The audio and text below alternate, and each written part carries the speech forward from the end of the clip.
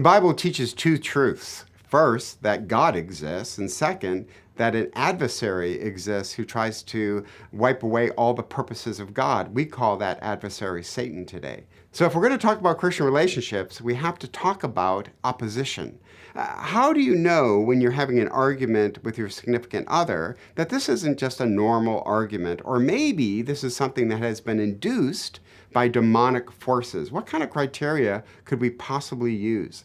Having just finished writing a book called Defending Your Marriage, The Reality of Spiritual Battle, I read over 40 books on spiritual battle and asked the question, were there signs of the demonic that were mentioned by all 40 books? The answer is yes. There are 4 signs of the demonic that are mentioned by all of these different authors. Very quickly, the very first one is uncontrollable anger. You are mad at a person. Now, anger in and of itself isn't demonic, it just means we're human. But if it's anger that is out of control, anger that you can't reel in, anger that you can't control, you are so furious at a person that you go to bed thinking about this person, you wake up thinking about this person. If you're that angry, it may be wise to also seek if there's some spiritual opposition is at play.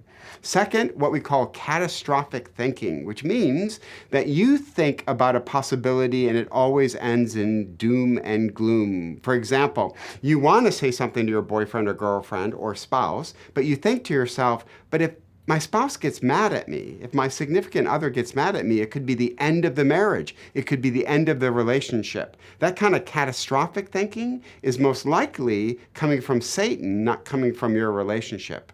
Third on the list, violent dreams. Every single book mentioned violent dreams. You go to sleep at night and you have the worst possible mental images come to mind. It could be the harm of somebody you love. It could be a super unprepared dream where you're heading into class the next day or heading into work and you just feel this deep angst that everything's going to absolutely go wrong. Next on the list would be you no longer have positive thoughts about God. You used to believe that God was in your corner. You used to believe that God was going to help you, but now you no longer believe God answers prayer. You no longer believe that God can save the marriage. You no longer believe that God can save the relationship.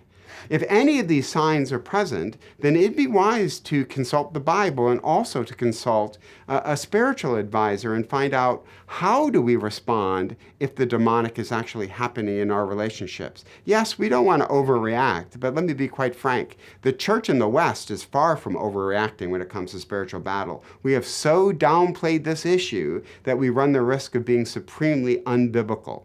Is every argument caused by demonic forces? Clearly, the answer would be no. But if you don't allow the possibility that some are, then let me argue you're being unbiblical in how you approach your marriage or relationship.